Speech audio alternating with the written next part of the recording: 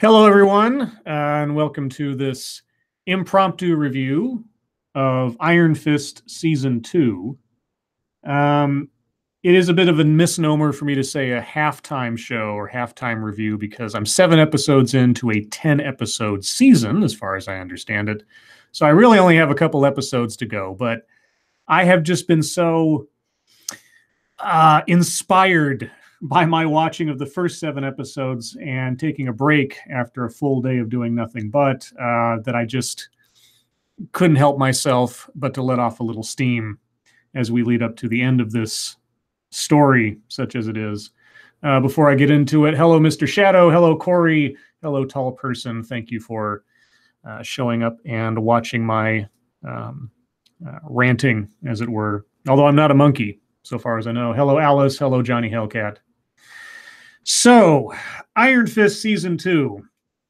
Well, going into this, I said this to myself, given that Iron Fist Season 1 was the absolute worst thing that the Marvel Netflix franchise has produced thus far, I thought, well, if they do worse than Season 1, that in and of itself is an accomplishment of a kind.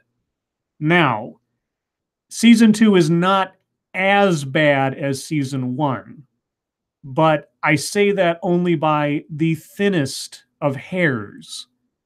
Because, all right, as I watched this season, what came to mind first and foremost, oddly enough, was Man of Steel, okay, and Batman v Superman. Now, what do I mean by that? Well, after Man of Steel came out, a lot of fans of Superman and a lot of just normal people involved kind of said, that's kind of screwed up. Superman just destroyed almost the entire city of Metropolis. He didn't seem to care about any of the innocent civilians that would be dead as a result of his actions. This is very un-Superman-like. How do we handle this going into a sequel? And it almost seemed as though the people who made the movie at the time obviously didn't care about the implications of what they were doing by destroying Metropolis, making Superman this grim, almost dispassionate individual when it came to helping others and seeing to the safety of others and sacrificing himself or doing something, very selfless in order to try to protect innocent lives. And so they tried to sort of retroactively make that a part of the story in Batman v Superman by having a division over whether or not Superman was a good person, even though by all physical evidence you could say he wasn't. But they tried to fix their mistake by working their lack of thought into the plot. At least that was my interpretation. I could be wrong, but that was my interpretation. Before I go any further, hello, Stacy Gardner, Stargazer Nuts, Grizzly, Beth. Hi, guys. Hope you're all doing well this weekend.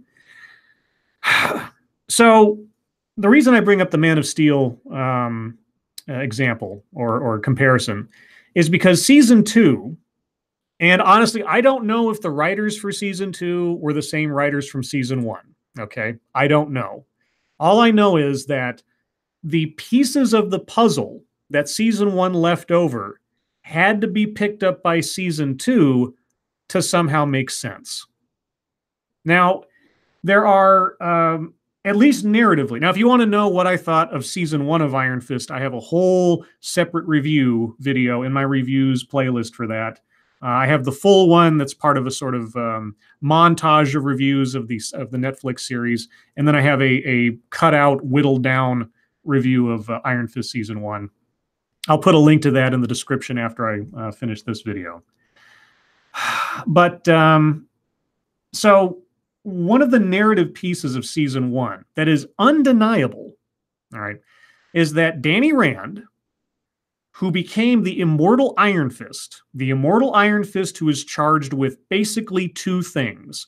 One, protecting the land of Kunlun, this mystical, interdimensional kung fu dojo land, right, up in the Himalayas somewhere.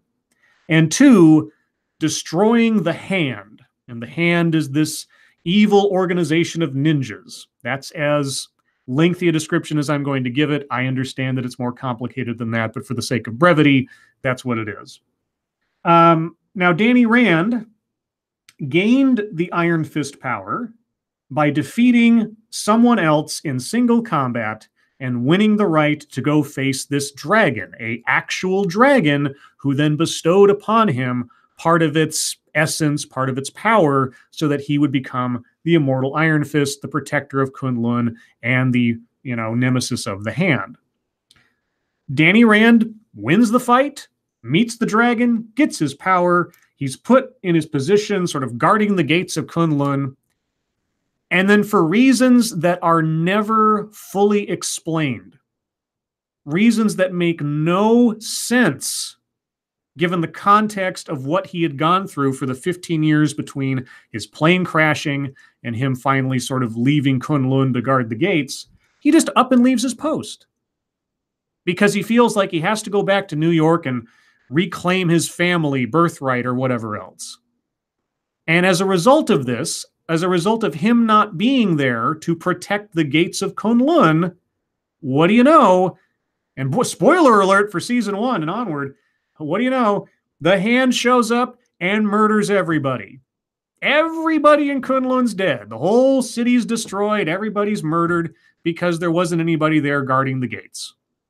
Now, prior to that happening, the guy that Danny beat in combat to get the Iron Fist, Davos, left Kunlun to try to find Danny to convince him to come back and do his duty as the Iron Fist to protect Kunlun.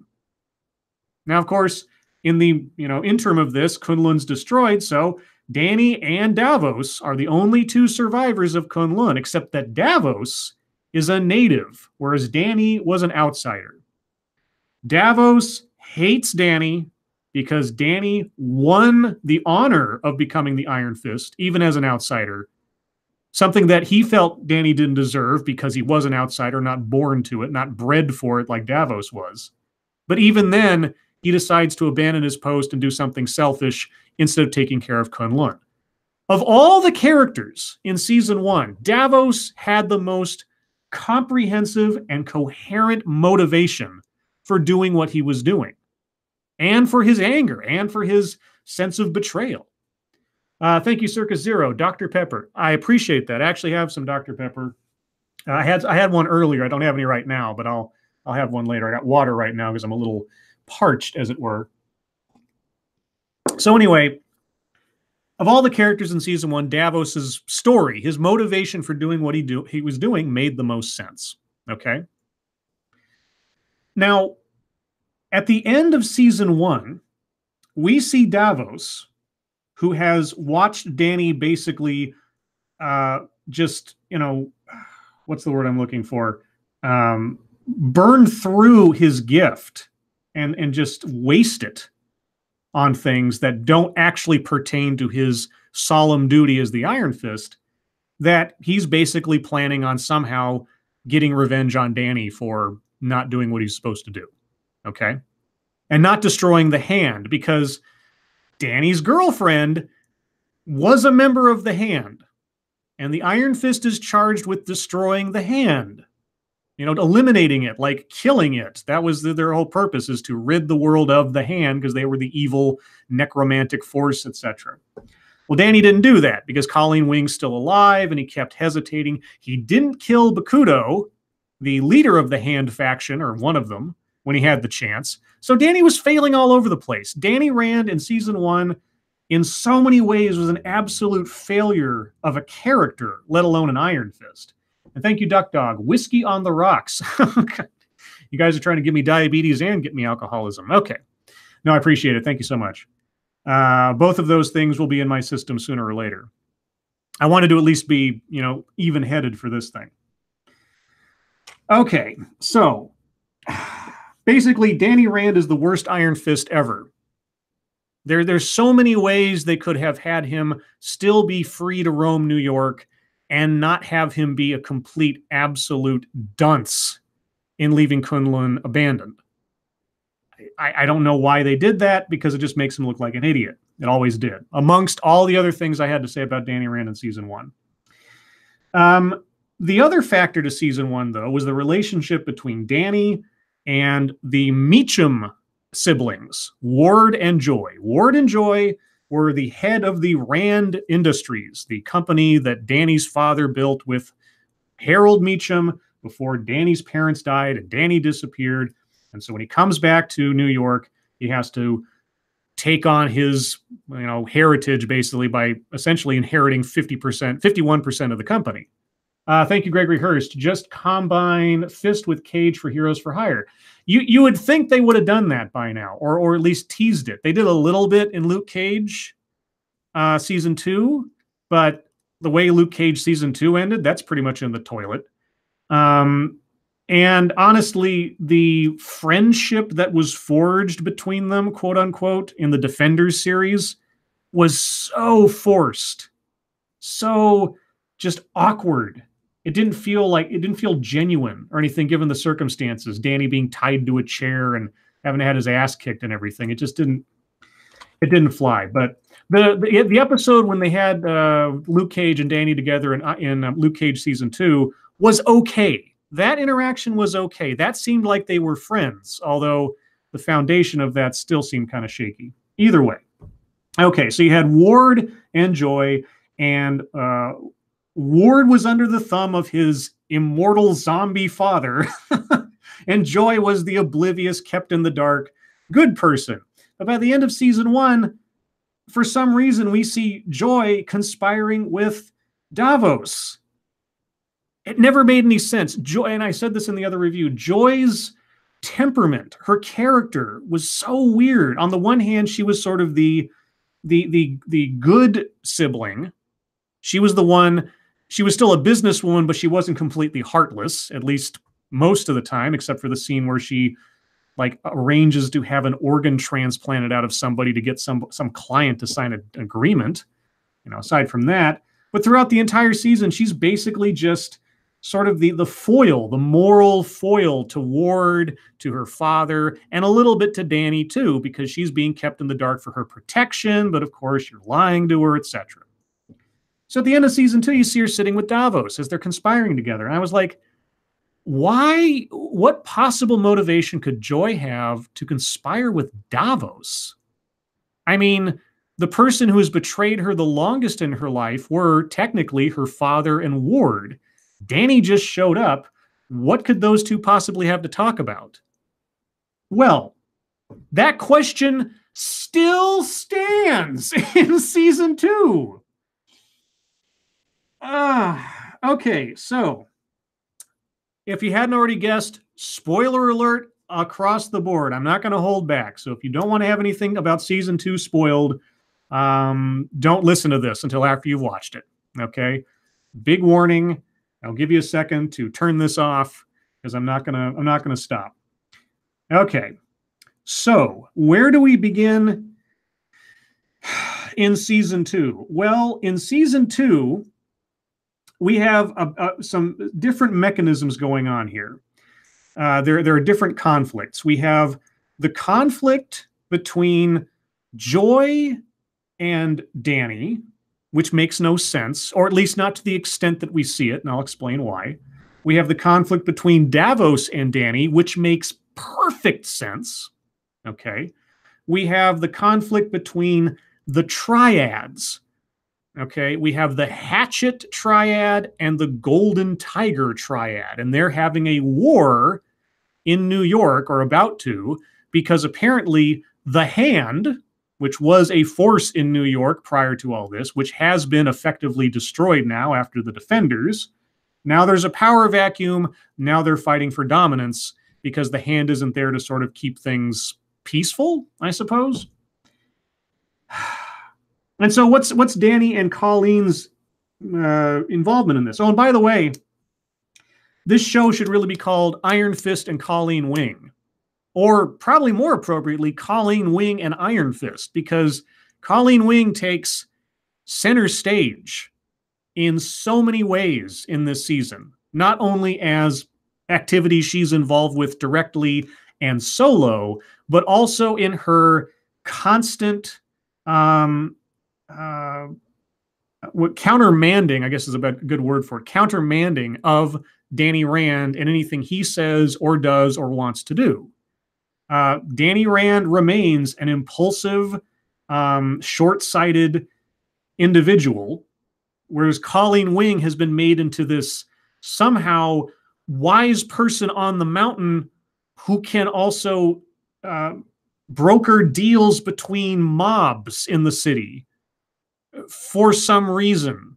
Just, the lady who ran a karate dojo and did illegal cage fights on the side for money and to prove herself in season 1. Now she's a UN representative for the underworld of New York or something. I don't know. Anyway, so Danny is trying to stop this war between the Triad factions, and he's going to do it all by himself. There never seems to be a police presence in any of these situations. All the gang fights, all the violence, we only see cops maybe after the fact and never interviewing Danny. He just kind of like is there and goes away. In 2 different instances, one which happens off camera, he attempts to assist a gang member who has been either stabbed or shot. And I guess he just walks away without being questioned as to how he always ends up at these things or whatever. I'm not even sure if him being Iron Fist is a secret identity, because it sure seems like everybody knows who he is and what he can do. We even have an explicit scene where somebody says this, and it's just like, okay, well, what's the point of wearing the mask? Anyway, so from the beginning, we can tell that Davos is trying to get revenge on Danny somehow. And it becomes obvious very quickly that Davos is trying to take what was rightfully his. All right. And he's joined up with Joy, and she is bankrolling him to have some mysterious item shipped in to the States from across the ocean, from China, I assume. I think they might have mentioned it was either China or Tibet or something.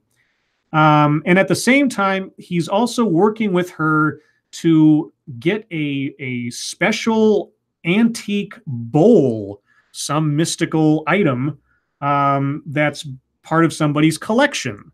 And the person whose collection it is some rich lady who Joy knows from the past.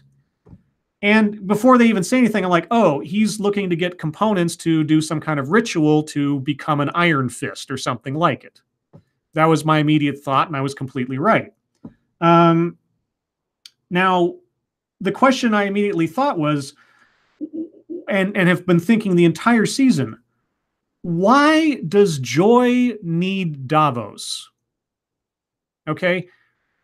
Each of these characters have 2 different motivations. Davos wants to reclaim his birthright, to become the Iron Fist he feels he should be, that Danny is not deserving of. Okay. Understandable. His mother, his entire family were killed in Kunlun because Danny wasn't there guarding the gates. Hey, anybody could empathize with that motivation, especially might drive you a little nuts. Okay, great. Davos is the character that makes the most sense for the most part. Joy, what does Joy want to do? Well, in the first episode, Joy, who apparently has not talked to her brother Ward in months at this point in the storyline, she invites Danny and Ward over. Unbeknownst to them, they're invited to a meeting. They have no idea what the meeting's about. Each of them thought the other invited them there, and they go to an address that neither of them recognize because, reasons. That's how that works. But anyway, and Joy puts a proposal in front of the 2 of them that says, I'm divesting myself from the company. I want to be bought out of the company's shares. I want to start my own thing. Here's the paperwork. Ta-da. And Ward, of course, being the corporate shark, he's like, whoa. We got to think about this. And Danny, of course, being the 51% controller of the company and being Mr. Nice Guy, because that's what he is, just signs it. Sight unseen, doesn't look at it, doesn't have a lawyer look at it, nothing. Poof, there you're done. So now Joy has millions and millions of dollars and all these patents and things that she's taken from the company in this deal. And she's done. She's out. She's separated, all financially, from Ward, from the family business, from Danny. She's free. Now, you would think, given everything that happened previous, that would be it. She's free of Ward. She doesn't have to deal with him anymore. He was the main one who lied to her, concealed her father's having survived the cancer. even though he survived through black magic and was a murderous zombie, but whatever. So what is Joy's motivation to work with Davos? She didn't need Davos for that to happen. She just said, Danny, I want this. And Danny's like, she deserves it given what happened to her. Here you go. So why does she keep working with Davos? And that question happened every time they were in a scene together as I watched this show so far. Why is she working with Davos? What is Davos doing that is benefiting her? I mean, everything that we see Davos doing is only benefiting him. And here's a very specific example. So Davos is trying to work with the leader of the Hatchet Triad, Mr. Yang. Now, Mr. Yang and the Triad and the Hatchets, they were a feature of season 1 because Danny needed to take on the Hand, and he couldn't do it alone. So he went into an uneasy alliance with this criminal organization to sort of have an army to go up against the Hand. So as we come into season 2, the Triad is still there. Mr. Yang is still there. Well, Davos has gone to Mr. Yang because Mr. Yang controls the docks. The Hatchets control the docks. And Davos wants this special item brought in from overseas, but not have to go through customs in order to get it because it's, there's all types of legal entanglements. So he's been paying Yang millions of dollars to make this happen. Millions of dollars. Whose millions? Joy's millions. Why is Joy paying for this? I don't know. Now, she gives an explanation later on, but I'll get to that.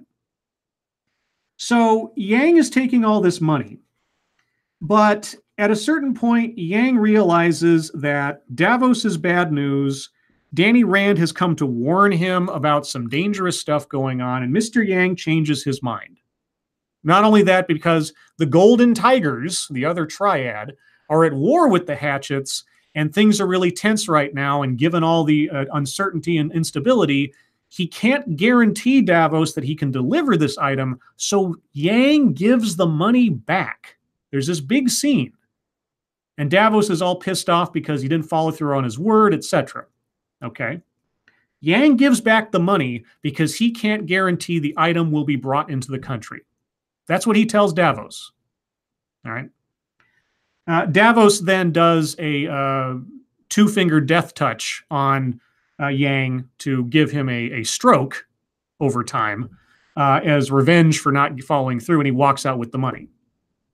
Okay, so then Yang is basically in a comatose state for the next several days. And at a certain point, Danny comes to see Yang. He gets into the hospital room, the little hospital room in his house, and Yang tells him, he says to him, Hancock 212, he says through his muttered voice. And Danny has no reference for this. So he's like, Hancock 212, what does that mean? What does that mean?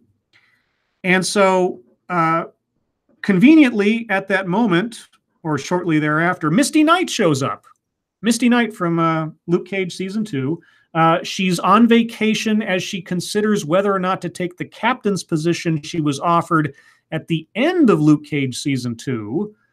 So we're only within a few days, I guess, of the end of Luke Cage Season 2, where Luke Cage becomes the crime boss of Harlem, I guess, and Misty's just on vacation and whatever. So anyway, Danny mentions this Hancock 212 thing to Misty, and Misty immediately says, oh, you mean the shipping company down at the docks? That might be a boat number. It might be a container number. I don't know. Well, anyway, so Danny takes off without telling Misty and Colleen where he's going. Of course, he's going to the docks to find this thing. But before Danny can get there, Davos gets there. Now, why would Davos be there? Okay, Davos isn't working with the Hatchets. He's not working with the Golden Tigers. We find out later quite explicitly. He wasn't in the room when Yang said the name and the number of where the container was. And so for us all, and for all as Davos knows, the item wasn't even coming in because Yang said he couldn't guarantee its delivery. So he wouldn't even know it's in New York. But yet somehow Davos knows not only that the item has arrived in New York, despite the fact that Yang gave back all the money. So I guess Yang just got it through customs and paying people off on his own dime for some reason. I don't know. But not only does he know the item is in New York, he also knows where the item is and which shipping container it's in. Because Davos goes to the exact location, goes to the exact container, kills 4 or 5 guys, and then takes the item out of the container that he needs. Basically, it is the corpse of a dead Iron Fist from years and years past, and he skins the corpse in order to take its tattoo and part of its power back to do a ritual to become the Iron Fist, or a kind of Iron Fist. He's actually the Steel Serpent, but that's a whole other thing. This is just the first, well, not even the first, but it's one of the biggest plot holes in the season. How Davos knew where to go, when to go, and what he was looking for. It never explained. Never explained. Okay. Now, Danny has left Colleen and Misty back at their apartment to go to the docks to find Hancock 212, this shipping container. Thank you, Surfing Moose. Sorry, just got here and missed the beginning of the stream. Finn Jones and Sasha Darwin gotta go. Get better actors and showrunners also. Sasha Darwin. Who's he? No. The guy who plays Davos does a good job. I like Davos. The guy can emote. He's very intense. He's very interesting to watch. Finn Jones is a piece of plywood. Okay, I thought maybe his acting would improve between season 1 and season 2. No, it doesn't help that the writing they gave this guy makes his character a complete doofus. But the guy who plays Davos, Sasha, I like him. I mean, if I would rather follow his story as a single thing than anything else, because at least he's interesting to watch and his motivation makes sense. And that's what the biggest problem I've had with the season so far is a complete bewilderment of why people are doing the things they are doing. It doesn't make any sense. So anyway, Danny leaves Misty and Colleen without telling them where he's going to go to the docks. Davos somehow, and this happens in the daytime, okay? Davos somehow knows where to go and arrives at the location still in daylight, kills the guy, skins the corpse, leaves. Danny shows up after having some undetermined amount of minutes or hour or something head start from Colleen and Misty. He shows up, it's nighttime, and just as he arrives, within 3 minutes, Colleen and Misty show up. What? It makes absolutely no sense. I understand, comic book show. Scribe, you're trying to give too much credit to a comic book show. No, I get that, but there are just some things that, it's like death by 1,000 cuts. All right. One plot hole here, a little bit of time dilation there. It's okay. But when it's plot hole after plot hole after plot hole after plot hole, it just falls apart. It just falls apart for me.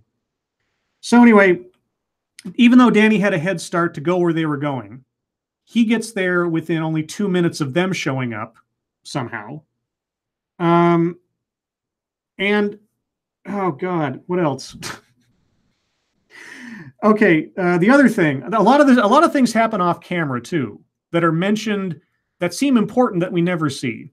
For example, in the the end of the 3rd or 4th episode. Sorry, I'm fuzzing on a little bit on it. I think it's the 3rd episode. We see Danny go down to some private training ground or something in a subway, and he's beating up on a piece of metal with his Iron Fist. He's practicing or training or something. Okay. And then it cuts to black, go to credits. Beginning of the next episode, we see Danny washing blood off of his hands in a sink in his apartment.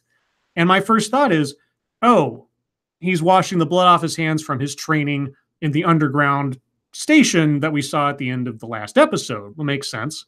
No. He's not washing the blood off his hands from that. He's washing the blood off his hands from the guy from the triad who he saw shot that he tried to carry to a hospital. And this is off camera. This all happened in between episodes. We never see it. We just hear about it anecdotally. We also hear that he's been away from the apartment for days from Colleen. You haven't been here in days. And it's like, so wait a second. He went down to a secret underground training center where he beat up on a piece of metal. Several days pass, and then some maybe 30 minutes, an hour before we start this episode, he was saving a gang member from being shot to death and carried him to a hospital. Okay, that would have been an interesting scene, I guess. I guess we just don't get to know what happened there or why, and just sort of brushed off. Okay. Another important thing that comes off happens off camera. One of the components to the ritual is this ceremonial bowl, like I talked about. Well, the woman who has control of this bowl is attracted to Davos. So Joy basically pimps Davos off to this lady and records the sexual encounter because she's married and her husband is a senator going up for re-election or something. So they're going to use this video to blackmail the lady to give them the bowl. Well, by the time we see the bowl again, it's at the ritual. So I guess the blackmail happened off camera. I guess. That would have been an interesting thing to see, a little drama. Nope, we don't see that. There's also, just like so many other Netflix shows, I honestly thought when I figured out that this was a 10-episode season, I thought, okay, well, at least maybe they've learned a lesson that they usually don't have enough story to cover 13 episodes. They've got story for maybe 6 or 8. So if they cut it by 3, then maybe they know they don't have to try to stretch it out into 3 extra episodes. Well, unfortunately, a lot of this show is filled up with, well, filler. Just like so many of the other Netflix shows that don't know what to do with themselves, we have conversations between characters that are one or both of two things. Either, I wrote down the words so I wouldn't forget. Oh yeah, repetitive and or superfluous. So we have more than one conversation between Danny and Ward about trying to make amends for the mistakes of their past or the errors that they've made. Okay. And they have this conversation several different times in different ways. And it's like by the second or third time, I was like, we get it. Okay. This is just, you guys don't know what to do. You don't have anything else to tell about the actual story. So we're going to keep reiterating the same points again and again. We had a scene, a long conversation between Colleen and Misty, who are now like partners in crime, so to speak, without Iron Fist going around doing things and having adventures while Iron Fist is literally laying down back at the apartment. And they have this long conversation about Misty, whether or not she's going to take the captain's position and what Colleen wants to do with her future. And maybe she should join the police force. And like, what are we doing? This has nothing to do with anything. If you're trying to set up another show or next season or something, this is a really boring way to do it. A one camera shot on two people sitting in a car and then going back and forth between them for a minute or 3, and them talking about stuff that is not pertinent to the events happening now, seem really out of place given the danger and urgency of what's going on right now. But we just need to have it there, so take up some time. This happens a lot, and is happening a lot. Okay, so I know I'm going all over the place here. This is how my reviews go. If you haven't listened to my reviews before, I don't go episode by episode. I don't go event by event. It's just my mind is racing. I've got some notes, but I'm telling you. Okay, so you've got the war with the triads that Danny is trying to broker a peace between. And so rather than call in the cops, because you've got two murderous crime syndicates fighting each other, Danny takes the side of the one that he kind of worked with in season 1 to try to broker a peace so that the two crime syndicates won't kill each other, but will still be active crime syndicates. You have a superhero running bodyguard duty on a crime boss to try to broker a peace so that the two crime families can continue to do business in the town that Danny Rand swore to protect from crime. Yeah, and never calls the cops. Ever calls the cops. They know Misty Knight, for God's sakes, and they never call the cops. Misty Knight has to come to them. But of course, that goes sideways because Danny sees, they go through this whole thing of arranging this parlay, this truce, this summit between the Golden Tigers and the Hatchets, and they're sitting down at a table to hash this out. Danny sees some figures running around outside the building, and he figures it's a trap, it's an ambush. And so a big fight breaks out. Of course, the meeting goes completely kablooey. It turns out that maybe, and I underscore the word maybe because it's never explicitly said, maybe those guys outside were actually cops doing a surveillance thing. Because one of the people in the meeting was an undercover cop that Danny inadvertently beat up. He's later given shit about that, even though he couldn't possibly have known that. Anyway, so the whole truce of trying to arrange things between the Hatchets and the Golden Tigers falls apart. And so Danny's fucked that up too. He's a superhero and he fucks that up. Davos and Joy are still working together for some reason, even though Joy has everything that she could possibly want at this point. She's starting her own business. We see her negotiating a contract to start making super duper solar cells and things in her own thing. I mean, I thought, is she building solar cells to make a doomsday laser? I mean, what kind of supervillain stuff is she up to? No. Now she just wants to start a legitimate business, separate from her family, separate from Ward, all on her own, so she doesn't feel like she's under the thumb of her father or Ward ever again. She wants to be a strong, independent woman who don't need no man. And she had that after the first episode. Yet somehow she still funds Davos and wants to help Davos do something horrible to Danny. Not to Ward, who's probably more deserving of her ire, but to Danny. Why? Well, we'll get to her reason shortly. Anyway, so eventually, okay, there's another factor to this. Typhoid Mary. Okay, for those of you who are comic book aficionados, you'll know that Typhoid Mary was a character from Marvel Comics. She had multiple personality disorder, or DID, as they wanted to make sure we all know, because that's the politically correct way of saying it. She was an assassin, amongst other things in the comic books. She worked a lot for the Kingpin, Wilson Fisk, as a hitman, as a, hatchet man, whatever. She has 3 or 4 personalities. One is Typhoid Mary, who is sort of like the crazy killer. There's Mary Walker, who's a bit more stable. Anyway, so she's in this show. Excuse me. I knew who she was immediately upon her saying her name was Mary. I was like, oh, Typhoid Mary? She's usually a Daredevil villain. This ought to be interesting. She's played by Alice Eve, who she's been in a lot of stuff. The one I remember her from is the Star Trek Into Darkness, where she played the daughter of RoboCop's captain character in that. I forget his name all of a sudden for some reason. Peter Weller. Anyway, so she's spying on Danny Rand. And the entire time I'm thinking, okay, who hired her?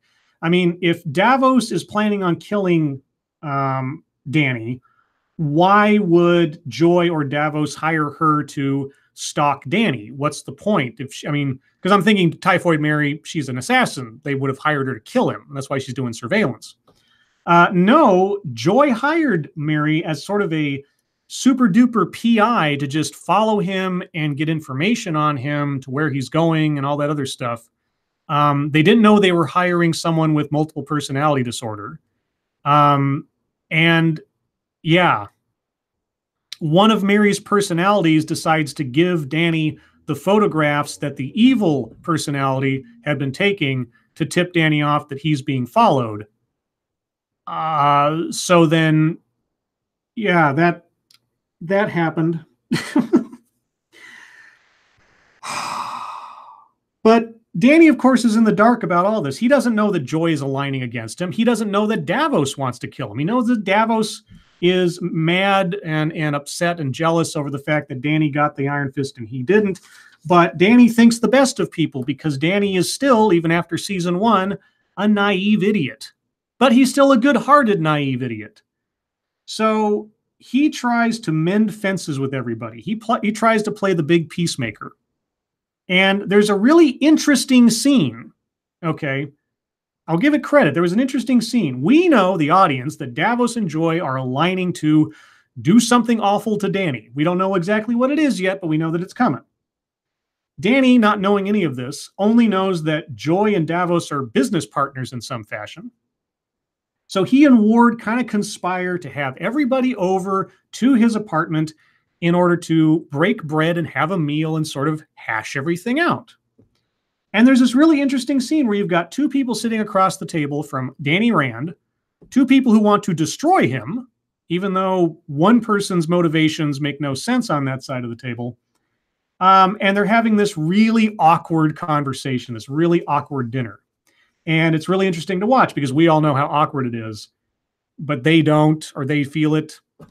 And they get kind of close to sort of letting out their grievances. And you'd think, okay, these people are acting kind of like human beings right now. It's almost like the entire thing might be diffused in this meal. But it isn't, of course. We can't have that because that would solve something. It would also show that Joy is actually the not psycho crazy person that she would need to be helping Davos do what he's planning on doing. And Joy has to know what Davos is planning on doing because she's paying for it all. And he's explained it to her. So, yeah. And she was supposed to be the good one. So, a very long story shorter, not very, but you'll get me. They hire Typhoid Mary to capture Dany Rand. Not kill him, capture him, because they need Dany Rand for the ceremony. And the ceremony is they capture Dany Rand, they tie him to a post, they cut him to bleed him and get some of his blood to mix in with the dried skin of the dead Iron Fist and turn it into an ink that then 3 tattoo witches, and I'm not kidding, they've got 3 women there who are called the Crane Sisters, who happen to be tattoo artists and somehow also be witches for the sake of this situation.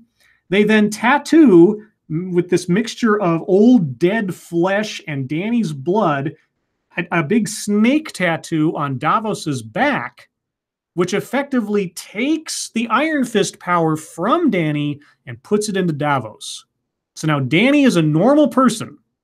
He knows Kung Fu, but he doesn't have an Iron Fist. He can't use his chi or whatever. Now Davos has it. They dump Dany off on a park bench to almost bleed out to death. And now Davos has everything he wants. What did Joy get out of this? Well, she had to be shown proof that Dany was beaten up and brought low and all this other stuff. And she's shown it. And all of a sudden, she gets this regretful look on her face, like she can't believe what she's done. A little moment of humanity, I guess, from somebody who was not a completely vindictive, heartless person for the majority of season 1, but now is in season 2. And so what happens next? Well, Dany doesn't have his powers anymore. Davos is on the loose trying to do what he thinks Dany should have been doing, which is basically destroying evil by killing all of the triad gangs, punching them in the face and murdering them.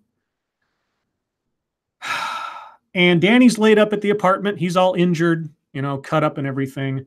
Ward is left to babysit. Colleen and Misty go off to get Joy because they think Joy is in danger. They don't know Joy and Davos are working together to hurt Dany. They get Joy. They figure out, because Typhoid Mary's there, that Joy is in on the whole thing. They take Joy and Typhoid Mary back to Dany's apartment. Okay, remember, Misty Knight is a police officer. She has just encountered Typhoid Mary, who tried to kill Colleen with a machete, as well as assaulting Misty. Okay.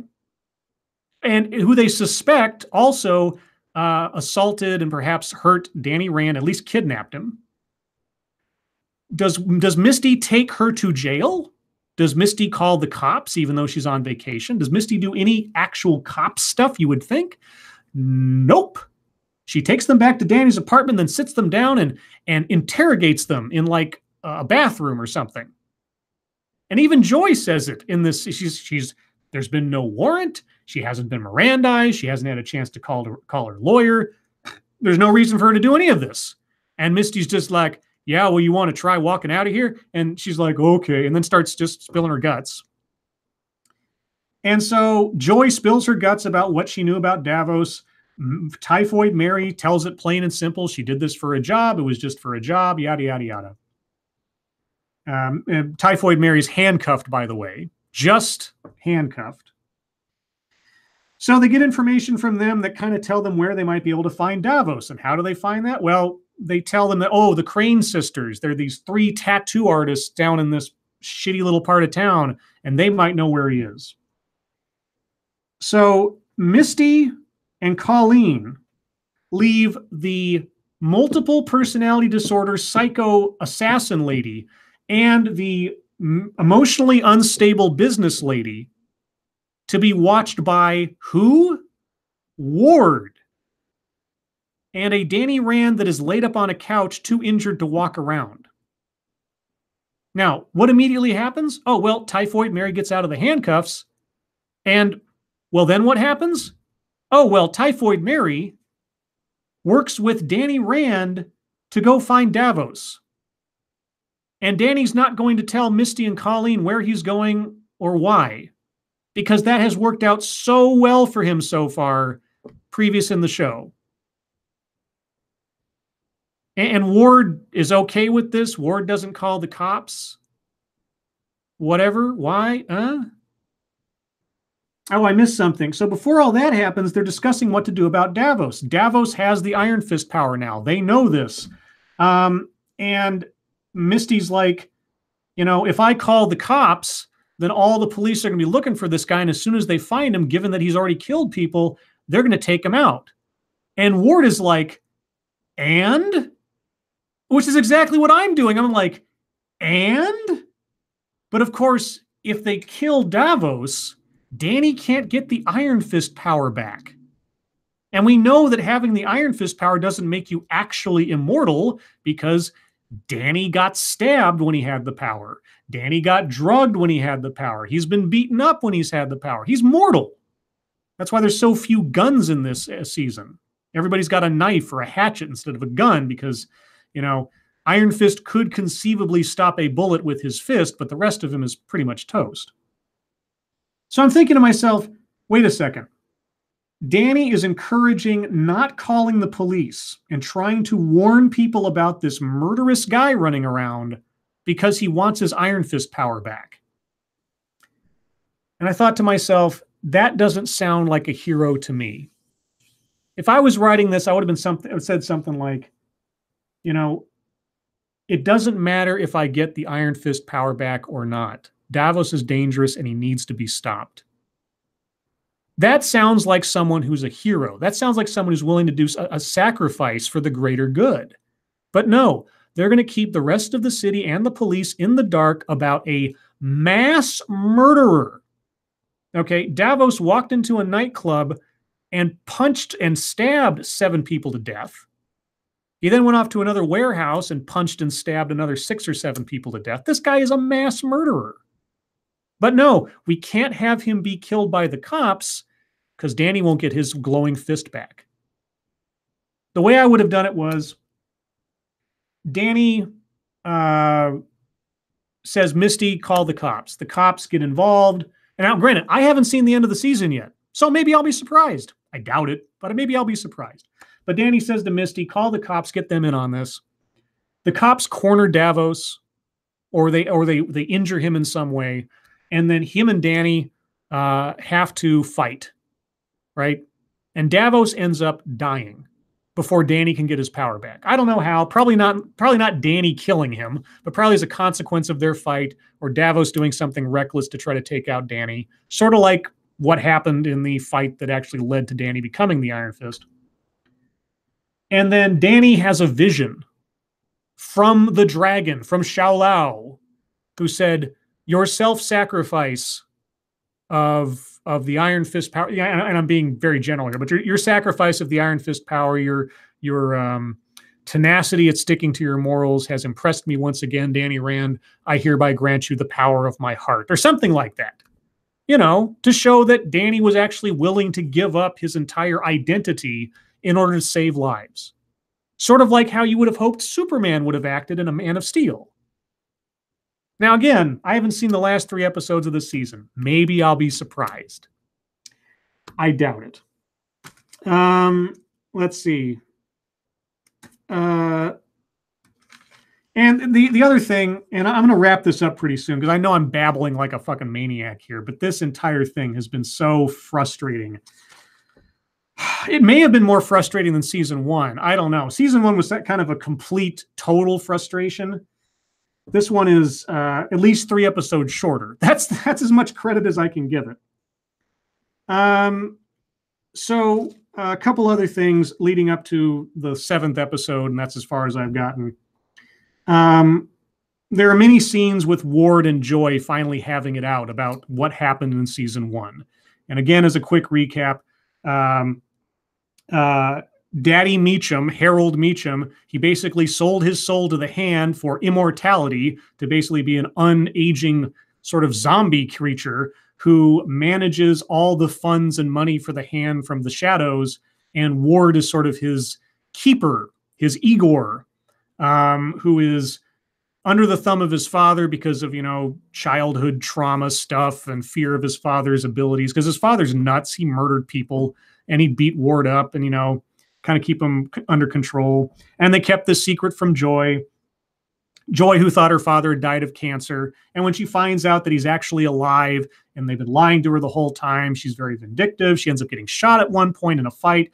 Ward is actually the one that killed their father to try to end the madness, etc. So she's got a whole bunch of animosity against Ward.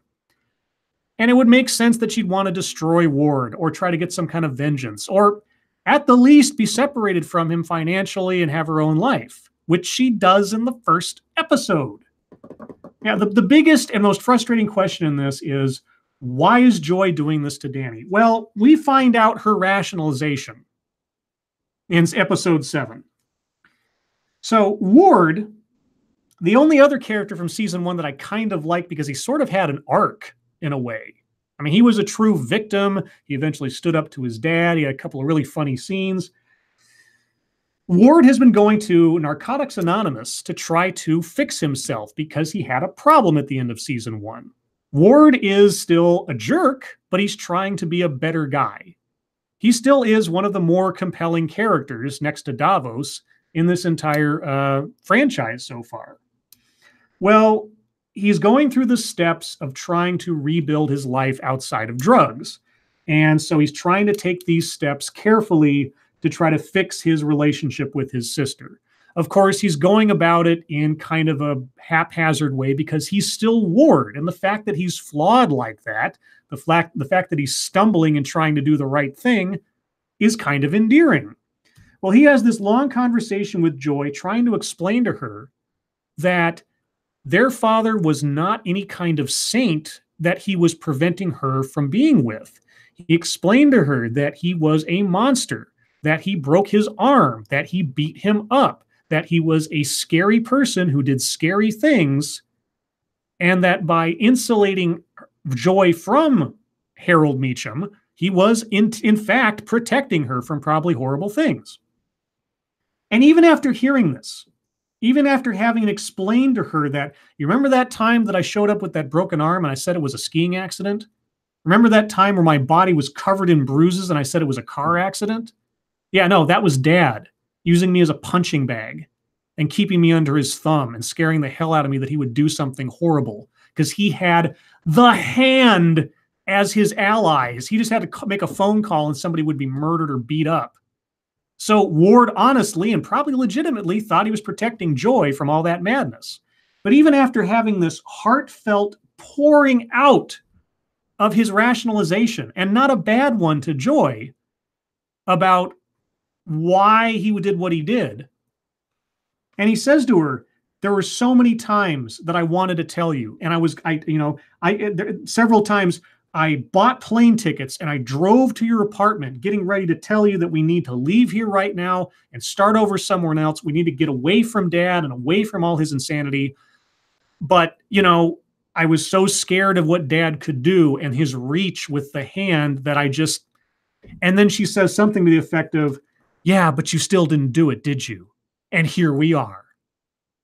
And I'm like, bitch, we're here because of you.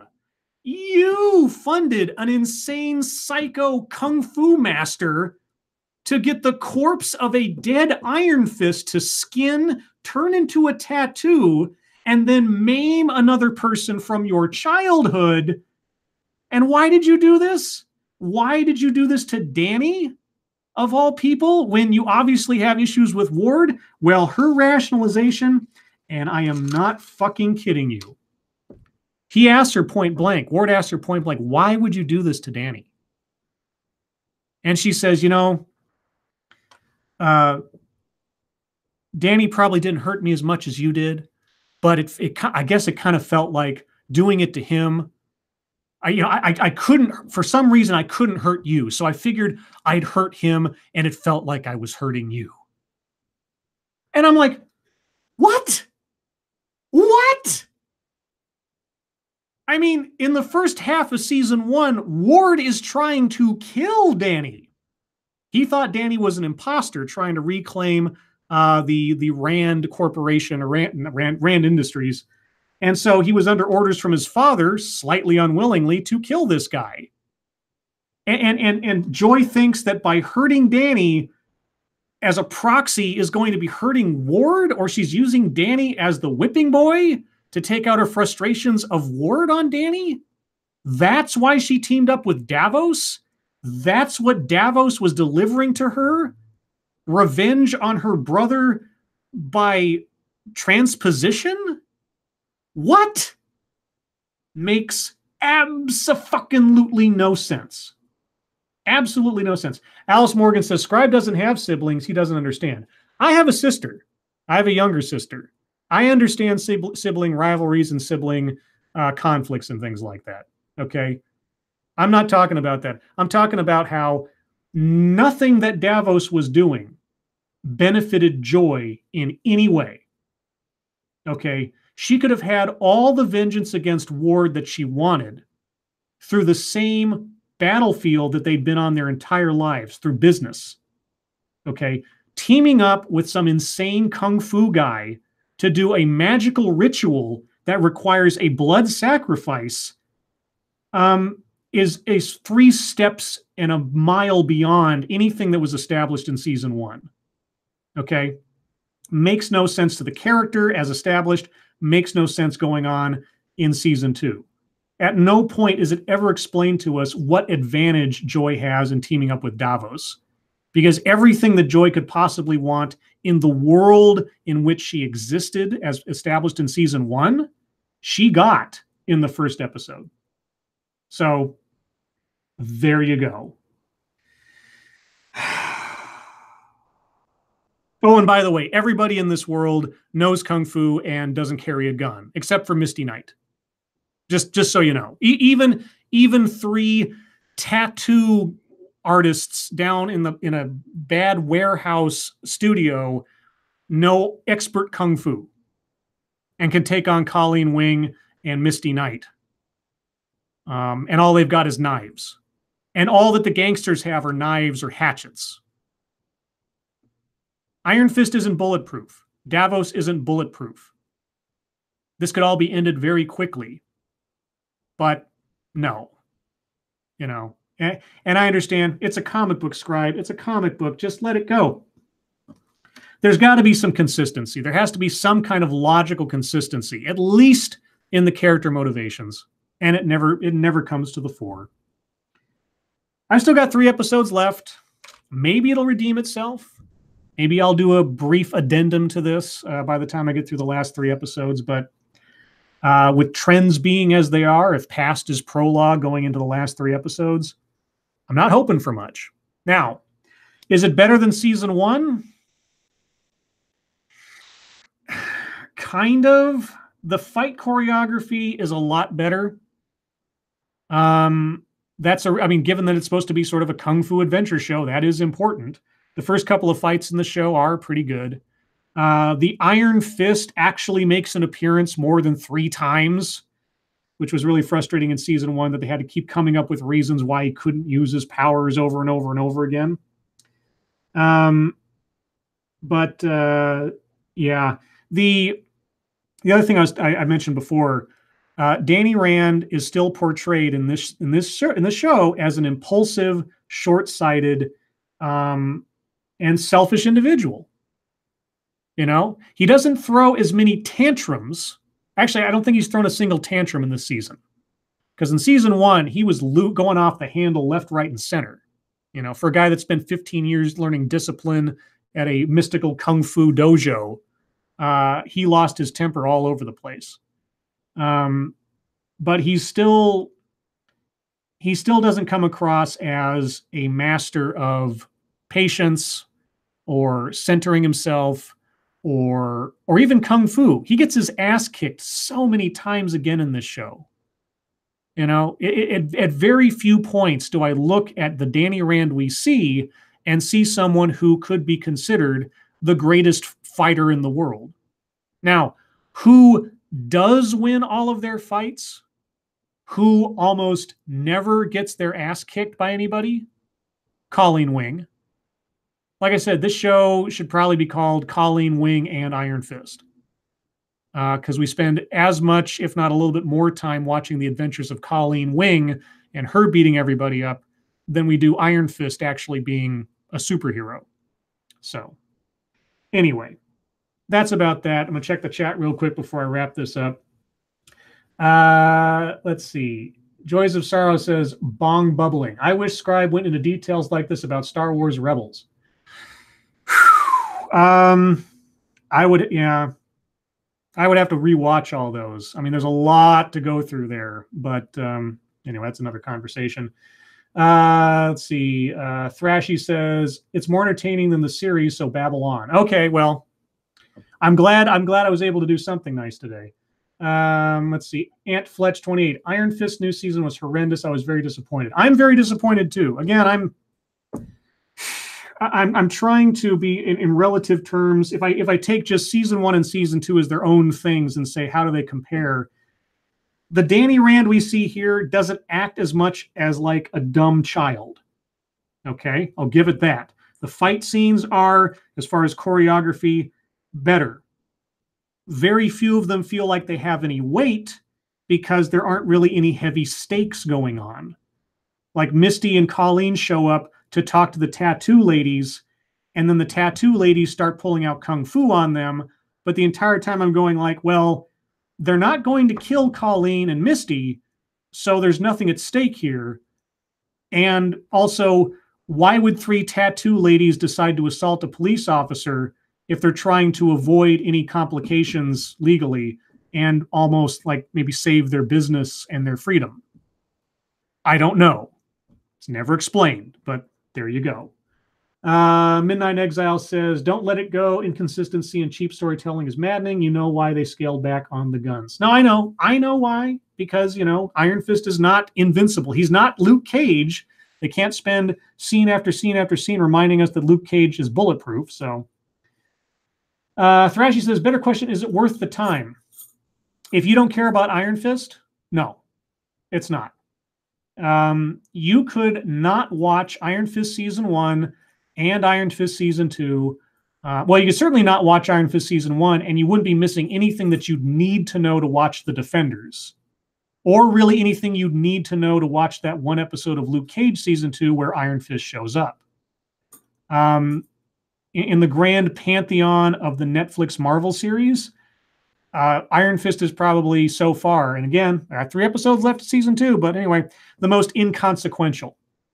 Daredevil really is the backbone. Luke Cage a very close second to the world of the Netflix Marvel series, insofar as like how the world building works. Like Daredevil really built up Hell's Kitchen and the factions working on in there. Luke Cage, for the most part, and in a really weak way at the end of season 2, tried to build up on the factions that are operating there too, so you have an idea of what the landscape is. But Jessica Jones and Iron Fist are, by comparison, side quests. No offense to the show that Weibo and them do, but like things that aren't there's I used the word before, they're superfluous. I saw nothing in Iron Fist season 1 that was necessary, save that you know that Danny Rand is an entity in the world. Rand Industries has tons and tons of money and has the capability of building a prosthetic arm for Misty Knight. You know, Danny Rand's access to resources is effectively the Tony Stark-ish situation of the Avengers. That's about all. So, yeah. Alpha Omega says, I got no knowledge of this series, so I'll take your take on this. Yeah, my recommendation is, if you don't care about knowing what's going on in the Netflix Marvel universe, if you don't have any interest in either Kung Fu action or Iron Fist, don't watch it. Even if you had interest in Iron Fist and Kung Fu action, I'd be hesitant to recommend it because I don't think it's a good reflection of either. Stacey Garner says, people who actually the backstory of the series should make these shows, or actually make the backstory of this, or it should know the backstory. Well, I don't know that they don't know the backstory. It just seems like more often than not, you've got, I mean, every episode has a different writer. Okay. And I understand there's a showrunner who sort of like oversees and is the puppet master of everything. But just like with Luke Cage season 2, it just seems like there's too many cooks in the kitchen. And everybody's throwing their ideas, even if they're contradictory. And I don't know, I can understand being handed a turd, like where everything was left off with at the end of season 1. How do you carry this story forward, given what you're handed? And their solution to that problem doesn't work. And the primary problem with it is, why is Joy working with Davos? What is Davos doing to benefit Joy? It never, ever washes. And that is really the thing that's driving the entire series.